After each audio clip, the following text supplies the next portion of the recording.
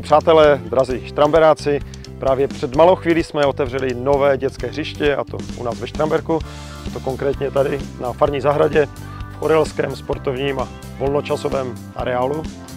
Na hřišti jsme vytvořili celkem 6 nových herních prvků. Celková cena byla přibližně 300 000 korun a tímto bych chtěl poděkovat všem sponzorům, ať už malým nebo velkým, a také poděkovat všem brigádníkům, kteří nám pomohli nainstalovat všechny ty herní prvky.